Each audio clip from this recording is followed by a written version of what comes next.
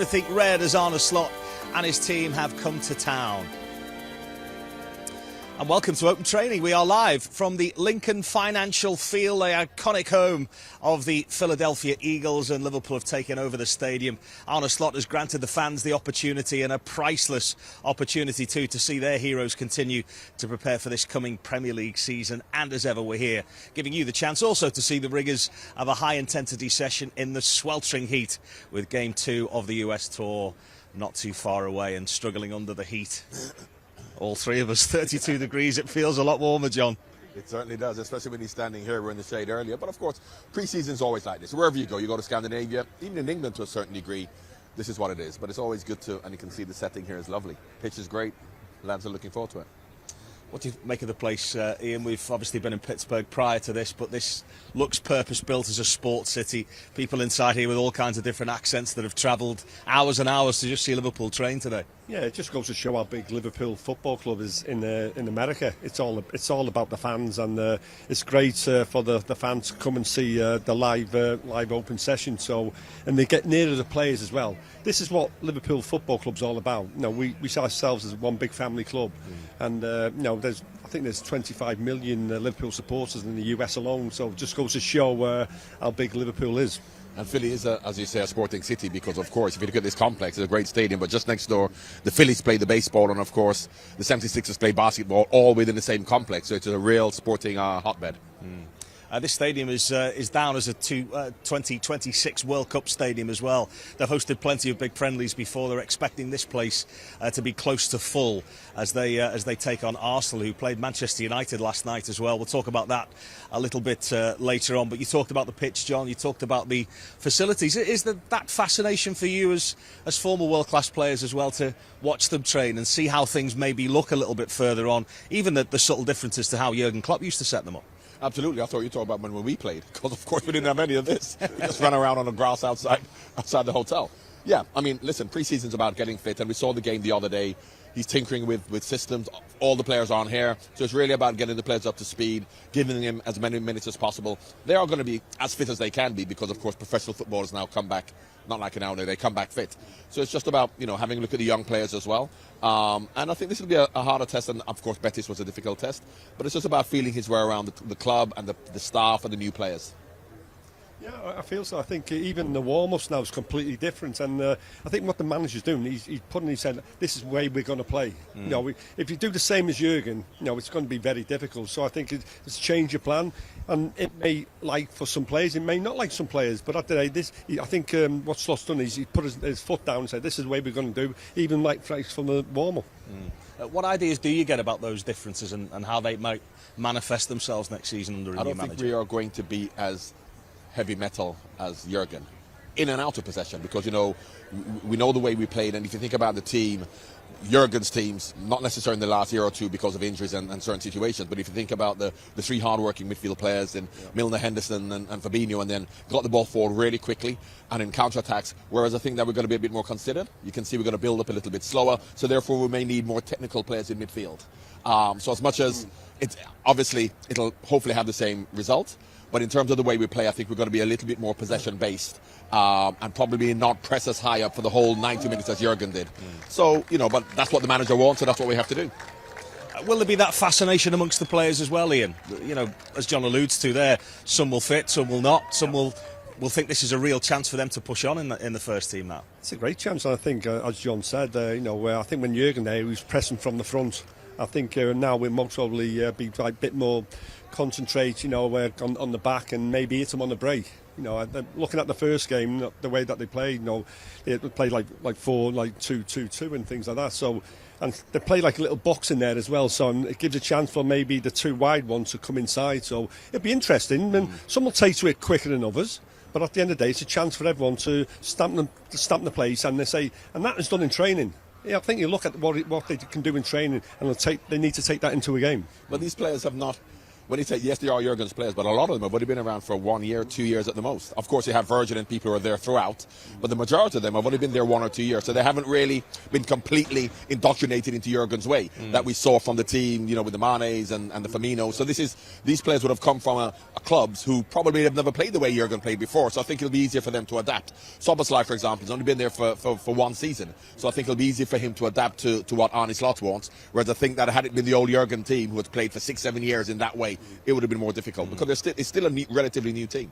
We've seen a lot of double sessions whilst we've been here, Ian. Do you get also the sense that there will be quite a lot of meetings to explain a new way of playing, a new identity almost, that they will need to sit almost in a classroom and watch a lot of what he dictates? Yeah, 100%. I think some of the players might not understand, and they might be too scared to say, especially the younger ones, say, I don't understand, but they don't want to say anything to the manager or to the coaches and all that. That's what they've got to learn. And again, I think before they go out and train, they'll tell them what they've got to do.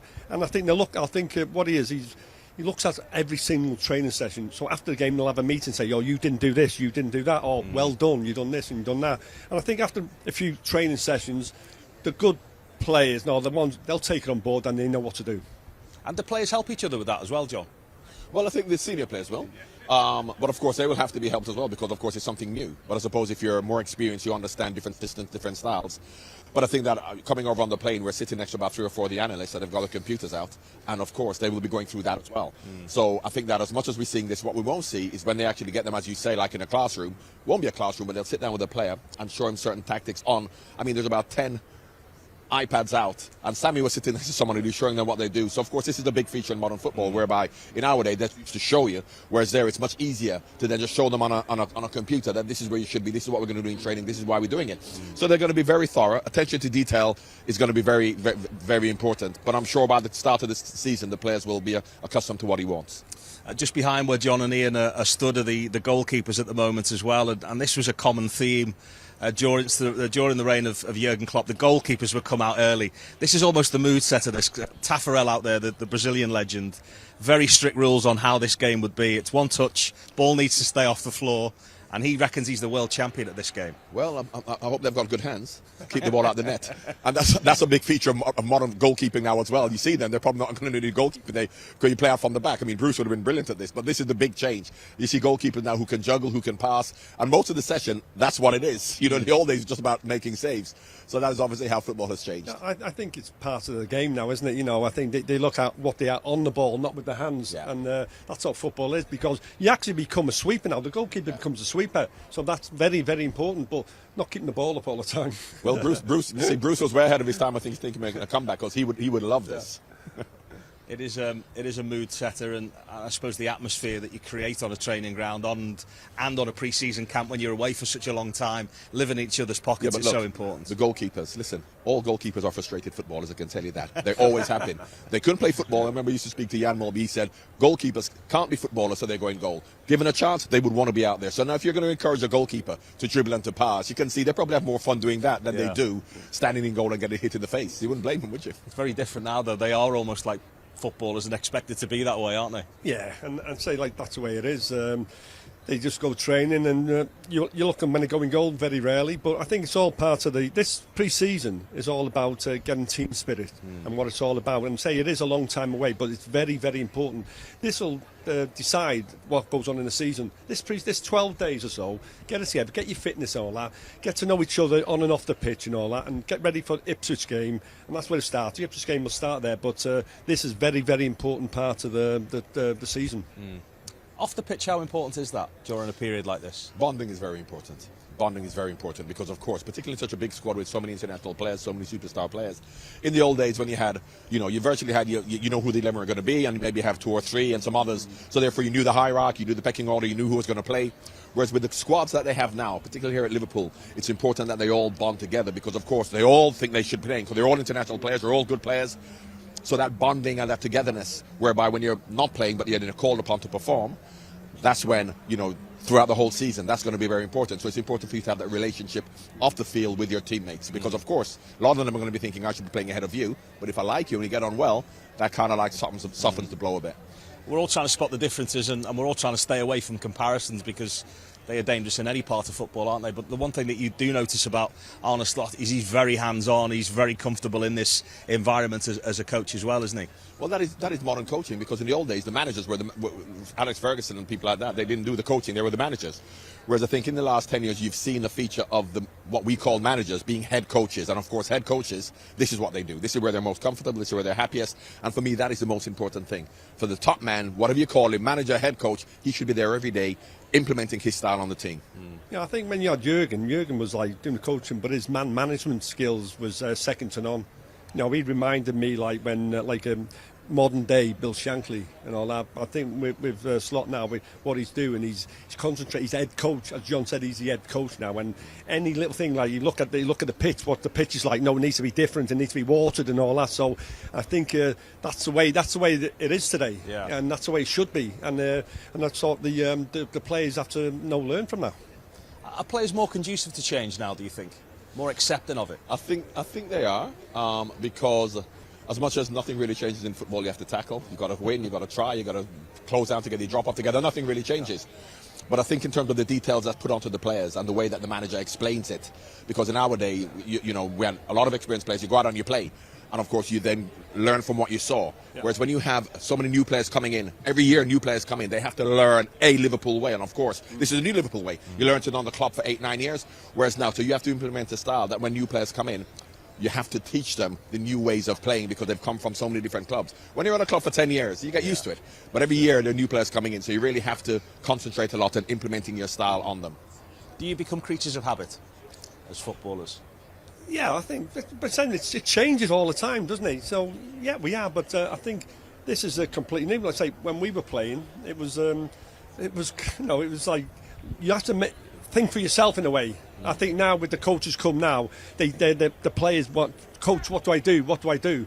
I think when we were playing, we just got told once and get on with it. Yeah. You know, and that's what you got to do now. I think it's more difficult for the coach now than when we were playing. Yeah, of course, but for the players as well. The talk about creatures of habit. Yeah. For example, what we used to do is to adapt to the situation, maybe change the way we played. Whereas if you look at Jurgen, Pep Guardiola, what they do, if you're the number 6, you play as a number 6, you do. So the repetition of the habits of what you do, that's what you do all the time.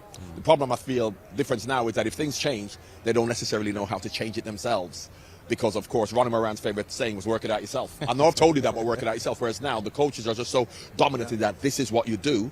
It takes a lot to get your head around that. So they're used to it. So the creatures of habit, absolutely. You're told to come and get the ball here, go and do that, play in your position. So it's much more methodical. I think when we were playing, especially when Kenny Dalglish or Graham Souness, after 10, we knew what to do. Then it wasn't happening. So they would change it on the pitch. They would say, like, Kenny would drop into midfield or that, or Sue would say, you need to come back and all that.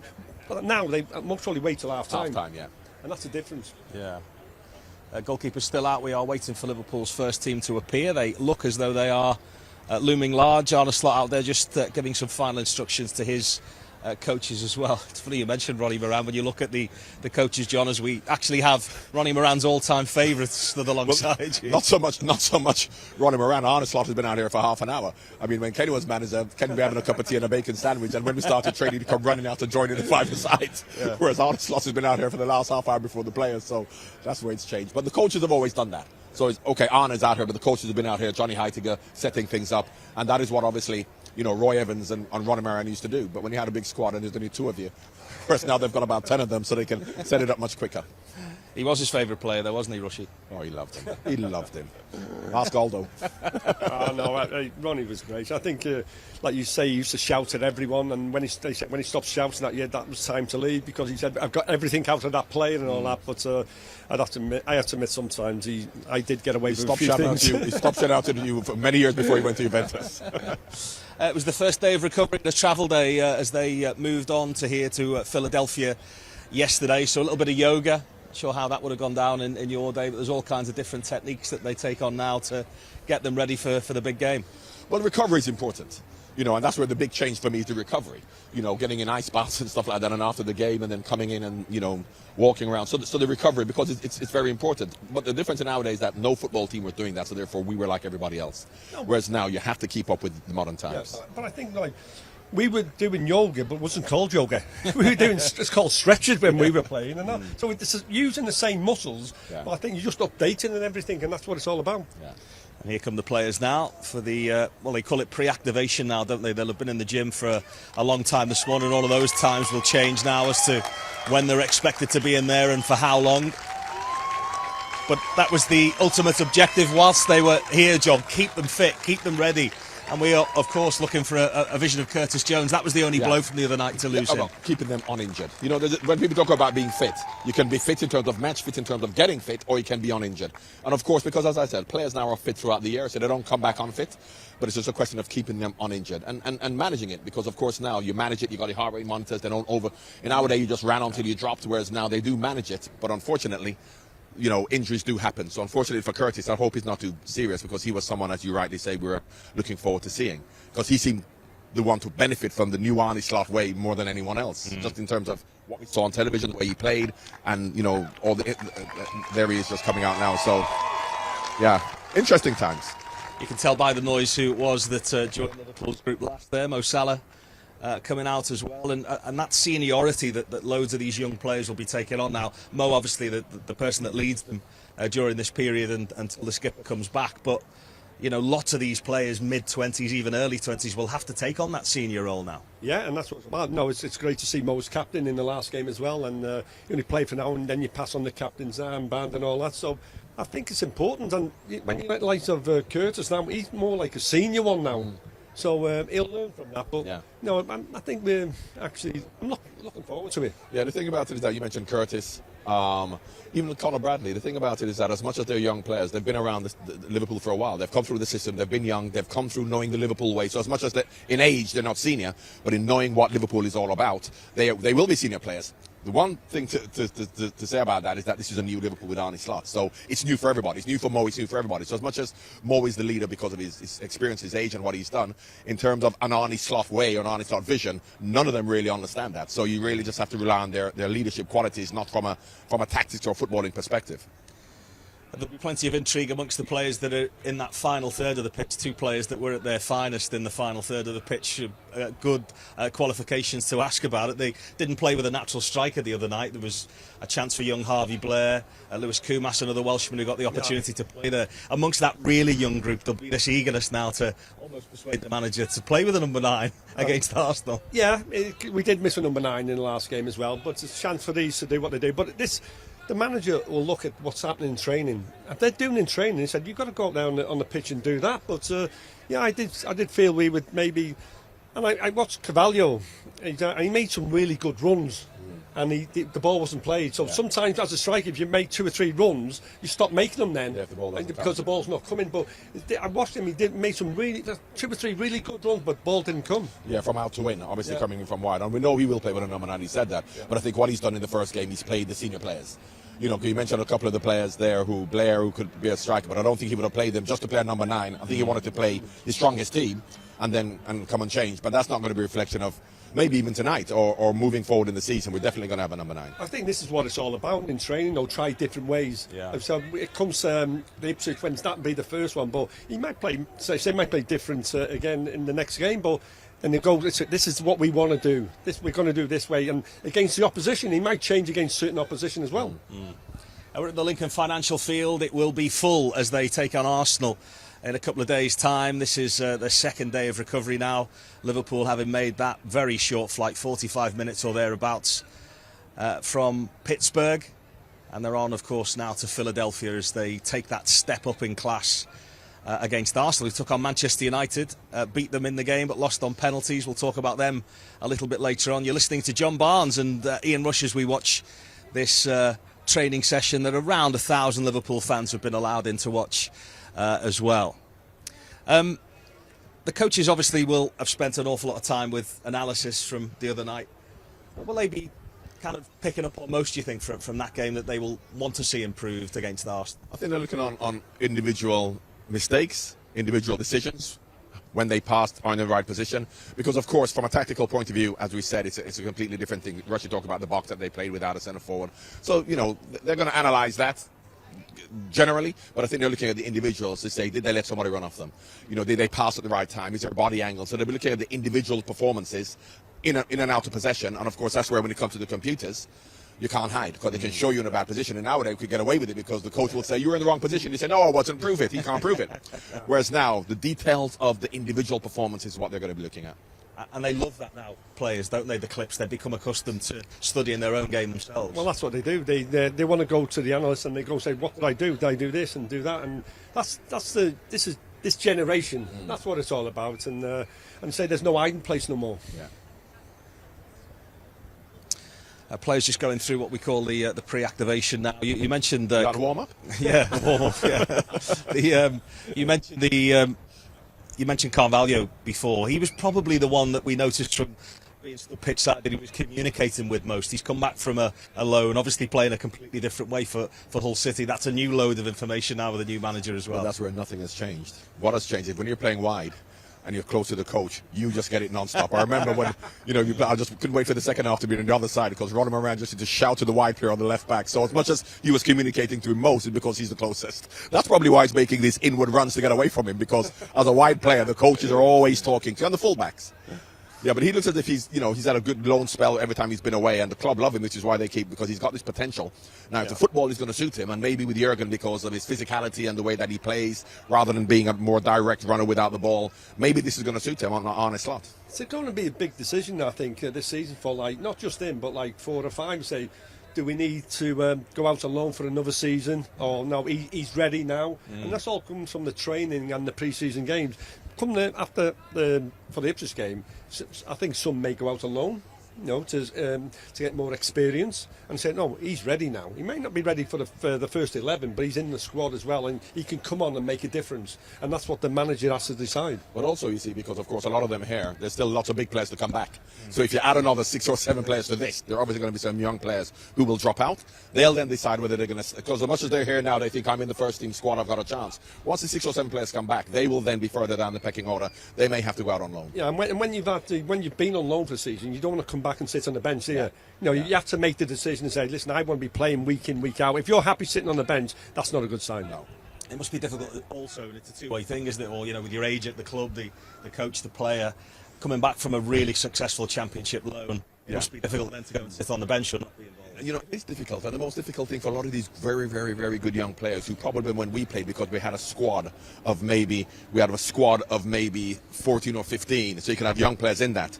You've got talking about having 16, 17 internationals. So, these young players have to get past 6 or 7 internationals who aren't even in the team. So it's difficult for them. So that's why you have to be very, very good as a young player to be anywhere Liverpool's first team. And we've got some good ones. Also to remind you that if you want to watch Liverpool's remaining pre-season fixtures on LFC TV or LFC TV Go, then head over to video.liverpoolfc.com for all the details on that. An exciting sight, just before we sum up with you two, Ian Rush and John Barnes, is the sight of Dogo Jota, who's back, and this probably does give you a decent idea as to how good a condition players come back in, having had 3 weeks off, that he looks almost ready to go, doesn't he? You'd be surprised not to see him play some kind of part in the latter stages against Arsenal. Absolutely, and if you want somebody who can play down the middle as much as he does play wide, he could be one. He was away with the Euros, so therefore maybe that's why he didn't play and he's not as involved as the other players. But it's good to see him because, when you talk about playing, the thing about it, we kind of the front three, anyone can play anywhere along the front three. We haven't got a definitive Bobby Firmino now, who is going to play in that role. No.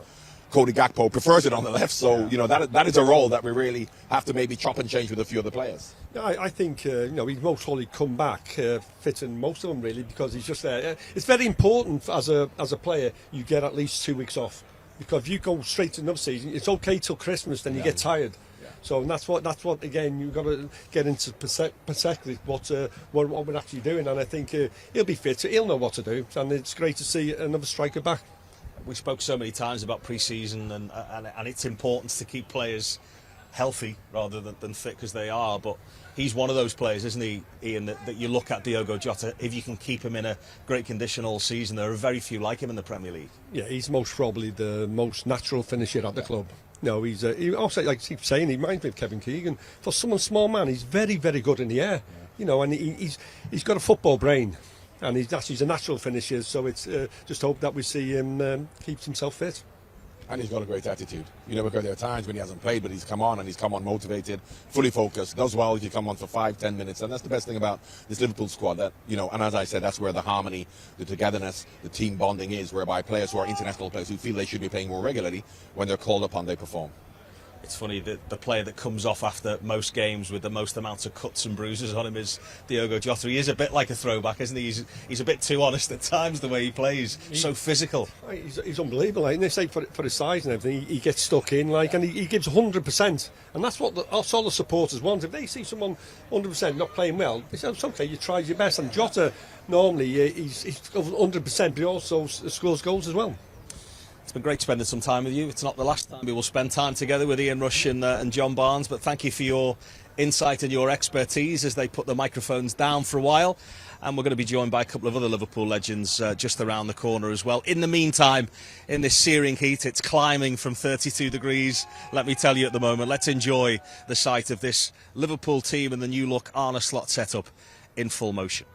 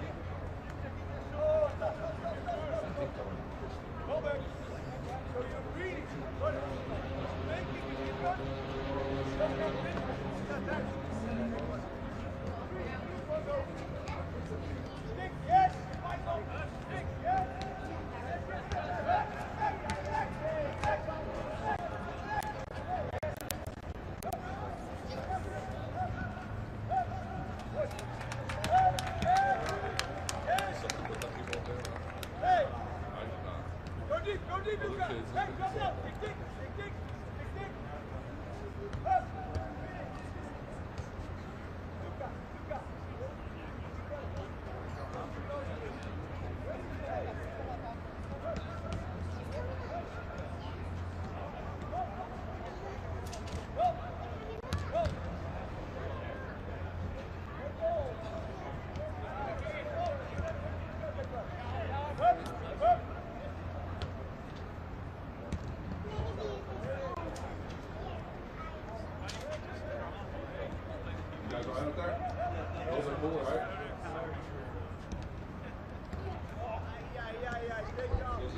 the A squad out here, the B squad.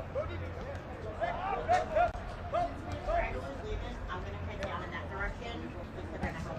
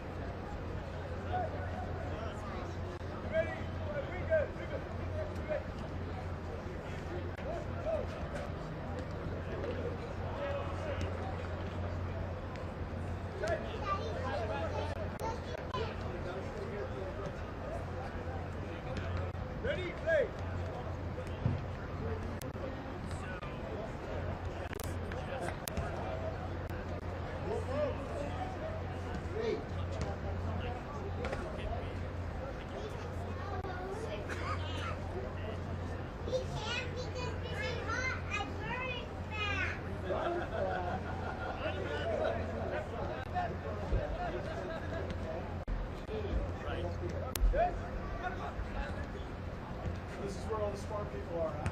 Yeah. Hi, Daddy. Hi, Mom. Hi, Mark. Hi, Daddy. Hi, Mark.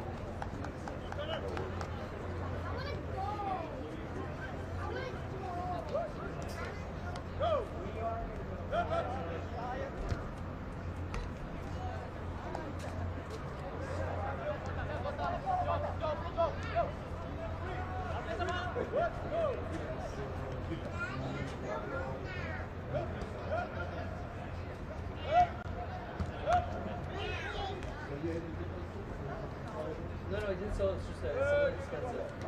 So I paid Canadian, so I have to add the exchange rate. So it's...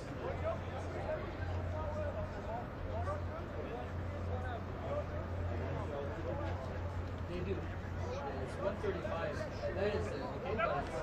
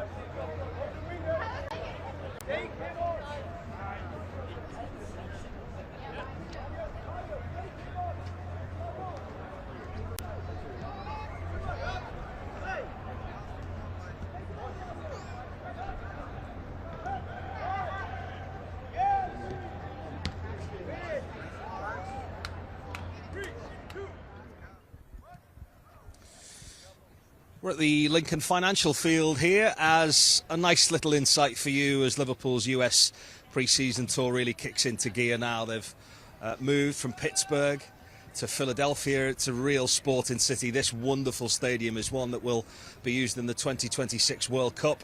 And they're hoping it's going to be close to full when Liverpool take on Arsenal in a few days' time. But we've been watching Patton play, and also at the other end of the pitch, the left-hand side where we are at the moment, as a new Liverpool build out from the back. Johnny Heitinga, the former Everton coach, involved in that. And also Aaron Briggs, the former Manchester City coach, who will take on a pretty front foot role here now with Liverpool. And two very fascinated watchers. Former Liverpool striker Tash Dowie and former Liverpool midfielder Gary McAllister as well. Gary, what you've seen so far, what have you made of it? Well, the first thing, Pete, is that the stadium is wonderful, but the actual pitch, looking at it and being on it there just prior to the lads starting the training, it plays more like a Premier League pitch. It's cut a little bit shorter than the pitch the other night against Real Betis. So the pitch will play more like a Premier League. It's a faster pitch, so you can see the balls skipping across the grass a lot quicker. So that will suit the players, and it's been nice and buoyant. It's been nice and short and sharp. You know, not too tactical. It's just little combinations at the corner of the box and little give and goes. And as you say, at the other end here, you know, a very distinctive change. You have maybe more passes in the build-up. You know, building through a number 6, so to speak, the old-fashioned sitting midfielder. So it's been interesting, but two different types of training at either side.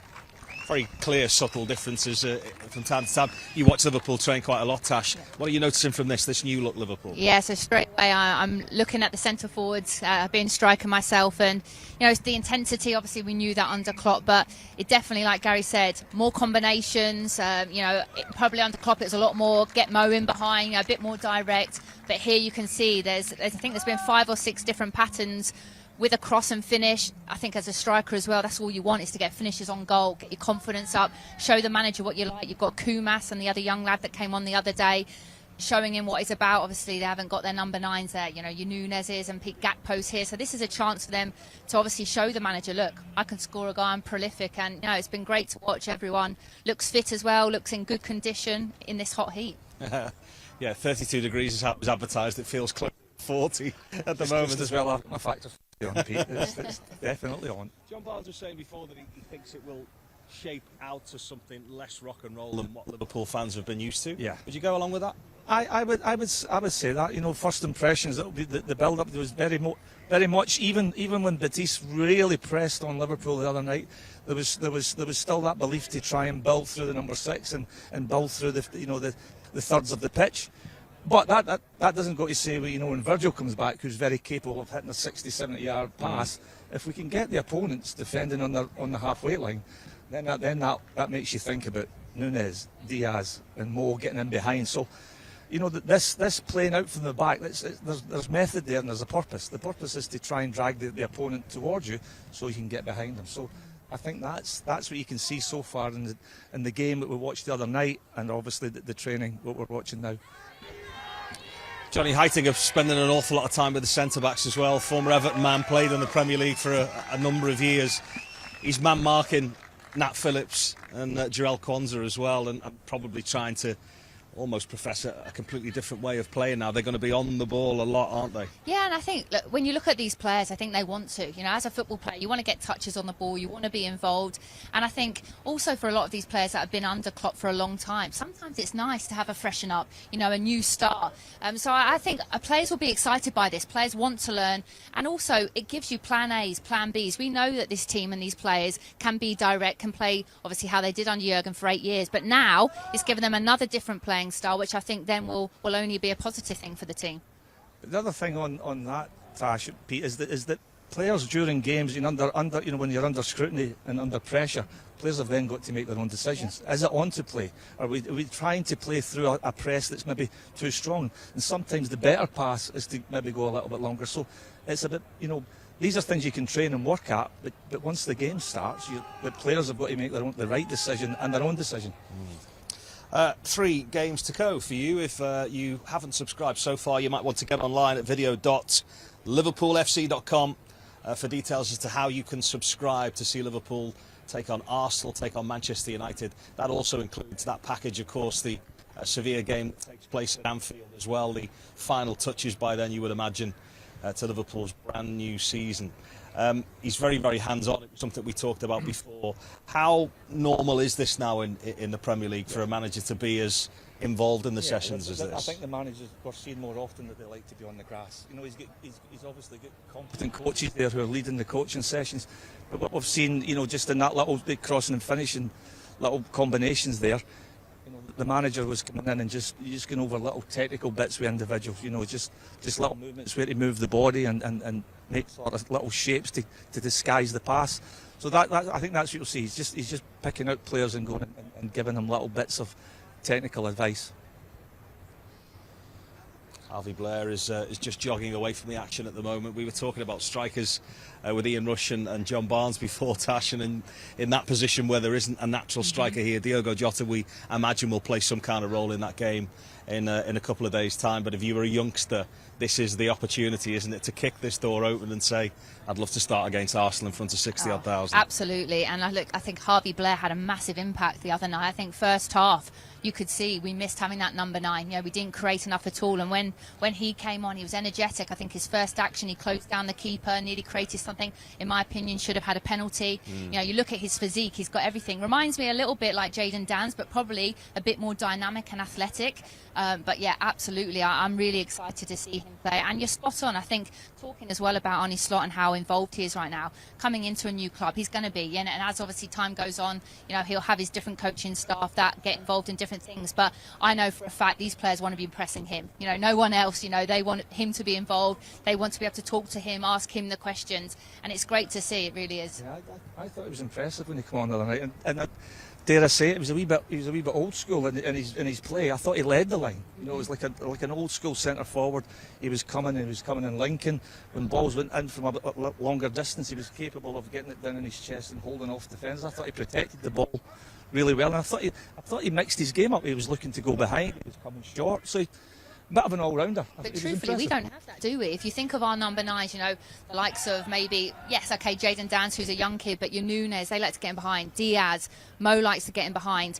You know, even the likes of Gakpo, he's not a proper old-school centre-forward. I almost sometimes think that fashionable number 9 has gone out of fashion, but I think this young kid, Blair, looks like you said, Gary, looks like he's got the whole package.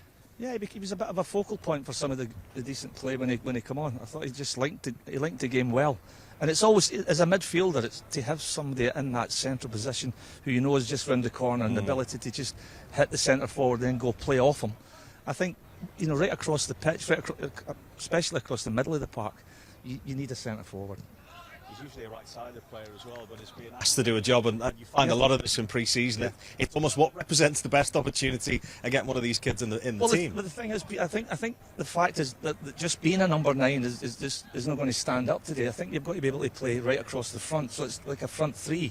So they're sort of called wide strikers now, isn't it? It's like he's not a right winger.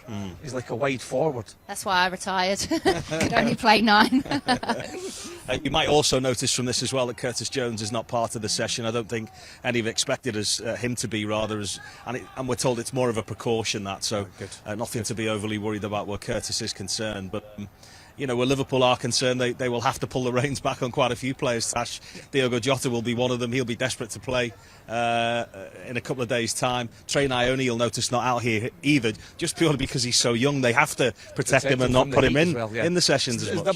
Double session today as well, so yeah, that's why. Listening as well to Arne Slot's press conferences, I think that's great because he really is thinking about the player in person. A lot of times coaches think about, getting results early, you know, wanting to get the players onto the pitch, play minutes, but you can tell, you know, he's been really sensible. He wants these players to be firing come the start of the season, so I think that's really important.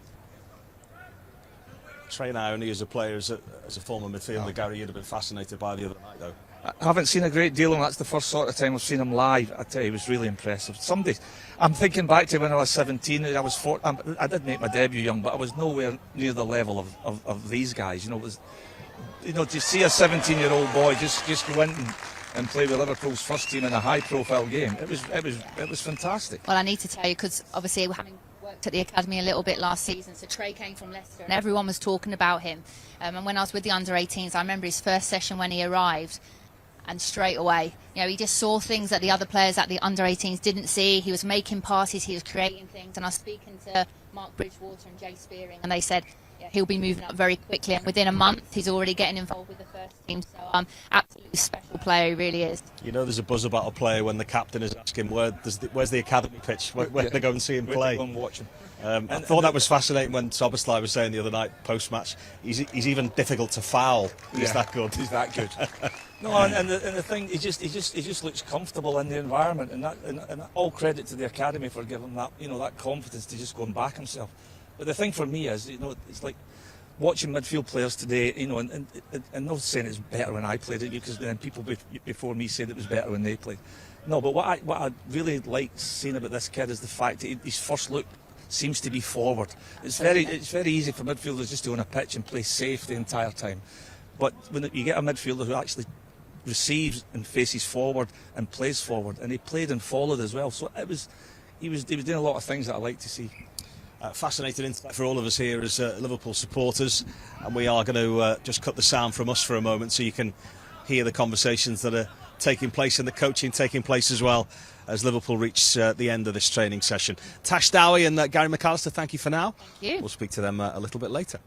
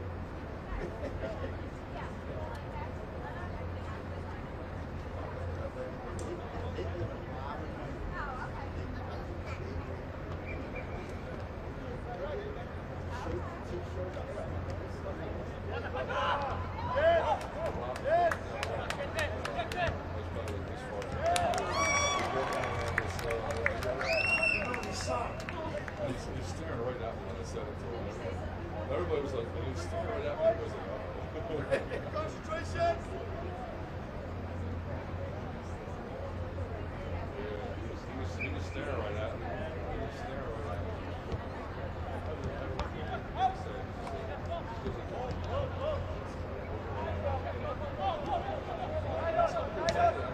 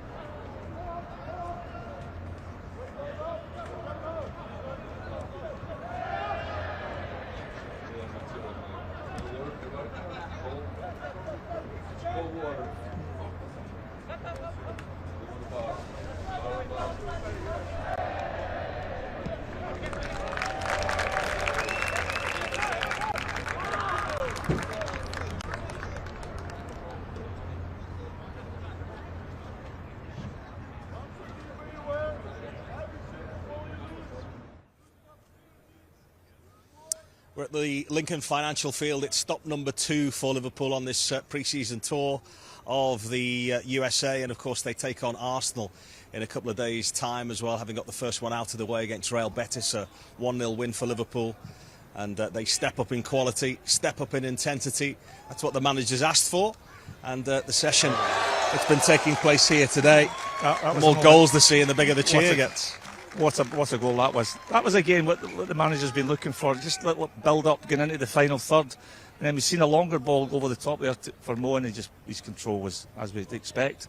Come inside and just roofed it. Not bad. You haven't been able to take your eyes off this, Tash. Yeah, no, I've been fascinated by it, and there's been a saying out to win that he keeps repeating, Arne Slot, and I think it's when the play's getting switched and it gets to the fullbacks, he's really then looking for that ball inside, especially Harvey Elliott in the pockets in the 10, and then they really come alive and they can express themselves. So that's been really interesting. Like you said, the game against Arsenal, I watched the game yesterday, I watched both of the games, City and Arsenal, and it's going to be a challenge. This is going to be a next step up. Arsenal have got a lot of first-team players back, probably more than us. So now I feel like that Real Betis was a little warm-up, but the boys now really need to step up another level.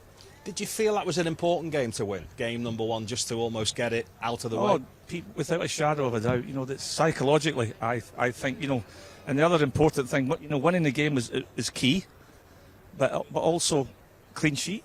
Clean sheets, good for the confidence of the goalkeeper and the back line. So, it's just, momentum's good, and you can build momentum during pre-season as well. As much as, the end product of pre-season is to get to the first game fit. But there's no harm in going through, pre-season with clean sheets and 100% success rate. So as much as these next two games are a step up, they'll be nice to win. It's funny now, isn't it? You look at pre-season and we're guilty of it because we want to see everything. So games will, be live. They'll be reported in the newspapers. There's this fascination around how Arne Slot's team might look, but there's no hiding place from experimenting now. It's gone everywhere, the fact that Liverpool play without a number 9 the other night. But do you know what? They might have just wanted to try that anyway. Do you know what? Absolutely. And look, I think these pre-season games are for experimenting. It's a new manager. He's only seen these players for a few weeks. So, it's going to take time. But like Gary said, I think the win was really important. But these are valuable moments now on the training pitch. These games, there's not a lot of games before the season starts as well. And actually, as a squad as whole, with everyone together, even less, I think it's only one game, when everyone's together. So, for me, this is exciting. As an ex-player, this is what I love, the training, probably sometimes more than the games, getting touches on the ball. I said it's a fresh start for a lot of people. You look at Carvalho, a lot of the players that were on loan last year that have come back, and the players that are probably used to starting every week, and maybe sometimes under Jurgen got a bit complacent. You can't have that anymore. Everyone, it's a clean sheet. What hasn't changed about the modern game is the strikers love to stay out at the end, don't they? Oh, absolutely. They want to hit the net, don't they? Always. They just want to tease goalkeepers as well. You just want to beat goalkeepers, and they're a very strange little group of people as well. So it's always nice as a midfielder, I just used to love it at the back end of training to go and whack balls.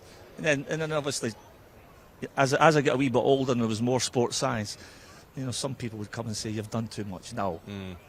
Go and hit the net. That's so true. Absolutely. It used to kill me as a striker when I'd always ask the coach for a little half an hour extra, and they'd be like, no, you've had enough time, hip flexors, all this. Yeah, absolutely. I think that's key. It really is. And it's great to see. And I think as a manager, they notice that as well. Arne Slot will be looking, okay, who wants to do the extras? Who wants to work on their game? And I think that's really important as well. You mentioned the double sessions there before, that there is a fine balance about all of this as well, as the rest plays a huge part in this stage of the pre-season. Yeah, but all the data is getting fed to the right people, and then it goes to the physios and the guys that the sports science guys, and they'll be just be guiding the coaches. Training in heats like this does take it out of you, but it's been short and it's been sharp, and they'll get a bit of downtime now, a bit of lunch and maybe a little bit of a sleep, and then they'll be back buzzing later on. It'll be cooler as well. How does the sleep compare in pre-season to a normal night? Because a lot of the lads say, as soon as I'm in that room now, my head hits the pillow. Even if it's a 14-minute sleep, I'm taking whatever I can get. Yeah, absolutely. I think that's key. I was big on that, half an hour power naps, getting my massage in, all those 1%, your foam rolling, your stretching. We've seen it already, that they've got everything here now. They've got everything to be able to turn up and perform. But yeah, too right. Sleep is the most important form of recovery. So yeah, they'll definitely be getting that. They won't be able to explore and like we are getting our 20,000 steps in. They won't be going for a game of golf. No, that's for sure. How will they be feeling now, do you think, at this stage? I mean, obviously there will be the tiredness that comes with all of that, but is there something in your psyche to say, I feel an awful lot better than I did this time last week? I think that's really apparent, Pete, because obviously these guys have just not turned up here the last 2 or 3 weeks, and when the pre-season started during the summer. Even the guys that were involved in the Euros and went out early, after a week, 10 days, you want to be doing something, because you can't just turn up at training and expect to go. So these guys they're at it 12 months of the year. Even when they're on holiday, they'll still be making little visits to gym. So it's really, really changed. When I, as a young kid at 16, 17, some of them at that age here, some of the guys, the old season pros used to turn up and they'd be a stone overweight. But that just doesn't happen now. The physicality as well, and Gary was looking at a lot of the players' kind of body shapes now and saying that even that has changed in the space of the last 3 or 4 months. Again, that is a balance, isn't it? But lots of them who looked like kids last season now look like Premier League athletes. You have to, and it's the same men's and the women's game. You have to get in the gym, doing your rehab, get tone, get muscle, get bulked up, because it's important. Like these players now, they are athletes, you know, and I think then less injury, you know, the demands of playing for Liverpool and the style of play playing for Liverpool. You know, this one in particular, I think he won the fitness running. So this is a key, Conor Bradley. This looks like a front runner. Built like an athlete here. Very similar, you know what I mean? Yeah, same height perhaps. But we were talking about the physicality of the game, Conor, and you were the one that Gary pointed out before to say he looks bigger already from last season. Is that something you were conscious of? Is that something that's happened naturally? A bit of both. I think it naturally just get bigger as you grow, or as you get older. Sorry, but I try to work on it as well. In the off season, I was in the gym, just doing as much as I could, while always recovering as well. So no, I feel bigger, I feel stronger, I feel fitter. So not really good. So see your food intake. Have you been conscious of that? Have the guys been on you to eat more calories or protein and a wee bit? Not really, to be honest. I've just been keep doing what I'm doing, because I'm going up in weight as it goes anyway. So there's no need to sort of rush that process, if that makes sense. So I've just been keep doing what I've been doing. Obviously it's been tough out here. I've lost a couple of kg with sweat, but no, it's been really good. So that's. How have you found the gyms over here? Because they're equipped for American football, aren't they? And you know, some of the athletes that you've come across this week have been massive. No, they're state of the art. Like the gyms over here are unbelievable, and the facilities they've got over here as well is crazy. So no, it's been brilliant, and obviously it's been really good for us to come out here for 12 days or whatever it is, and just enjoy playing football and getting better. I need to ask, how far did you run in the 6 minutes? I heard you won it. I didn't win it. Mo beat me actually. Did he? I ran 1.8k, I think it was. So, impressive. But I can tell you, I was finished after it. It took me a couple of days to recover, but yeah, it was tough. How have you found it, Con? There's lots to take on, isn't there? And you know, we talk a lot about the subtle changes that will come with a new coach, but you know, the mental load as well of playing particularly a new way under a new coach. Yeah, it's been difficult the first few weeks. Obviously, it's new ideas, new manager, but I've also really enjoyed it. Like, it's just learning new ways, and I feel like it's improved me as a player as well. Obviously, there's going to take a couple of weeks for us to get it nailed on, but I feel like we're progressing well, and we just need to keep working hard and training. And I'm sure it will all come off on the pitch. Has there been more meetings? Have you had more meetings? Has there been more messaging and more information getting thrown at you? Yeah, a lot more. Yeah. There's been, especially the first 10 days that they actually, I think we've probably had a meeting or two every day. So, which I think is important as well, because we need to understand what the gaffer wants. So, it's been really good, and really impressed with how it's been so far. Sorry, Tash. No, and what are the big changes, would you say, that you've noticed, you know, just from when Arne Slot playing style when he's come in? Just probably a bit more structure in the build-up for us. Obviously, out of the ball, it's probably quite similar. We still want to press. Yep. When we lose the ball, we still want it back as quick as we can. So there's not massive changes, but there's just little tweaks in there that will hopefully make us better. And but it's been really good for us. And just finally, Con, before you go, it will feel like a different pre-season for you, won't it? In that, you know, each and every season you played so many games for Bolton, a couple of Wembley finals, then you break into Liverpool's first team at the turn of the calendar year. The targets that you set this year will be so much bigger than the ones that you set 12 months ago. Yeah, definitely. And for me, this pre-season, I just want to stay injury-free. I just want to make sure I'm as fit as I can going into the season and make sure I've got no injuries, because obviously last year I think I only got 2 weeks of pre-season and obviously got the injury. So my main focus is just to stay injury-free, get myself fit and get myself ready for the season. We'll keep our fingers crossed for that. No, Go and get some sleep. All the best. I think that's going to be Cheers. important for lots of the players here this afternoon. Thanks, Con. He's somebody I think that has almost changed the focus and the conversation around how Liverpool might play next season, because you need to find a way of getting him in the team somehow. Oh, I know. The dilemma with him and Trent, two fantastic players, you know, both equally, you know, getting high up the pitch, outstanding in deliveries into the box. Trent can score a goal. You know, Connor scored goals. You know, you've seen him arriving and from way deep, from 60, 70 yards away from his goal, arriving and scoring. So it's very exciting at that side of the pitch. And obviously where they play dictates where Mo plays and where Mo starts, you know, because when we've seen Trent going in at the middle of the park in front of the centre halves, it's meant that Mo's have to give the width. But if Connor plays and he's given the width, that will allow, you know, Mo to get in closer to the goal. So it's brilliant options. It's a nice little triangle, isn't it?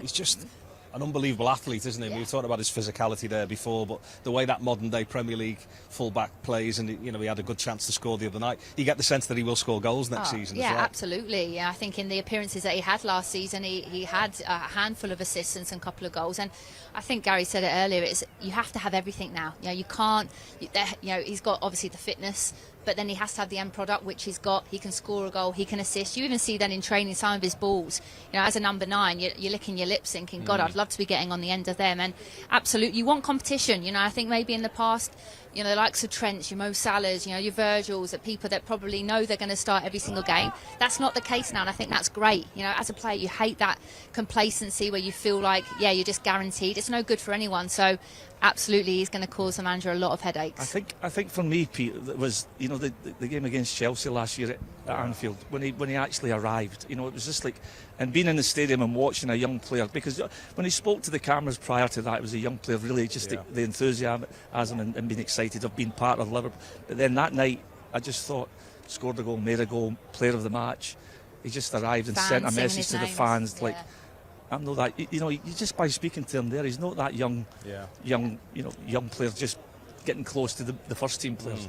He feels as if you can tell by the way he's speaking, he wants to start, he wants to play. That psyche's definitely changed amongst you can't call them young players anymore because they're experienced, they're cup winners, aren't they? Yeah. There's this internal competition now that, if they need to move somebody out of the way, they will. They're not bothered about that. No, look, I say young again, but they had such a big impact for Liverpool last season. For a majority of the season where we had some of our big players out, they got us through large parts, pretty much won us the cup. So again, the amount of experience that they've learnt from last season will put them in such great stead come this year. But they have that wonderful affinity with the fans. When they come through academies, there's something about the academy players. The crowd base are always just a wee bit more patient with their development. When they come, when they've been here since, I don't know where Connor came here, but probably at 10, 11, 12. And once they've got that connection and you do make it to the first team, it's what big clubs are about. You've got to get some of your own kids onto the first team. And it makes a huge difference that he grew up absolutely adoring Liverpool as well, doesn't it? That we have a Liverpool fan in our team from Ireland as well. Don't forget, if you want to see Liverpool taking on Arsenal, by the way, why wouldn't you, as well as the remaining pre-season fixtures, LFC TV and LFC TV Go have got you covered.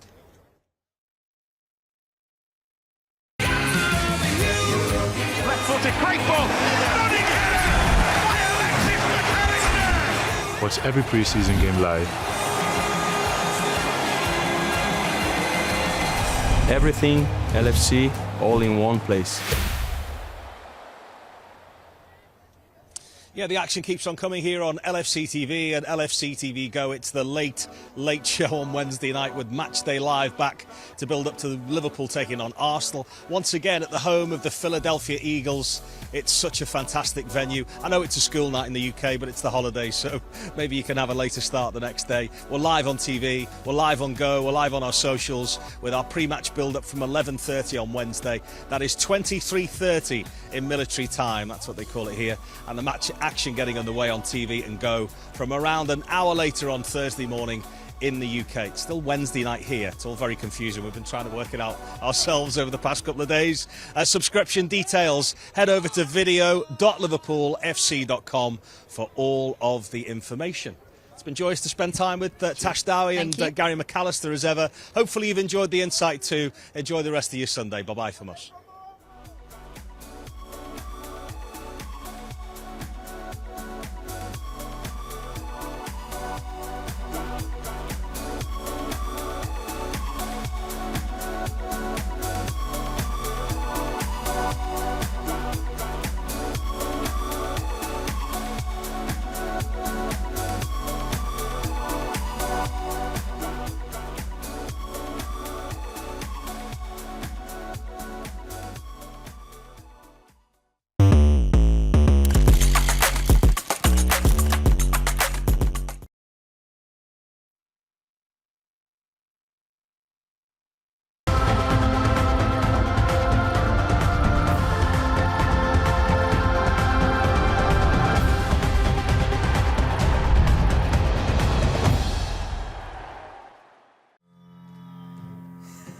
One time Portuguese. Conquistamos toda a Europa.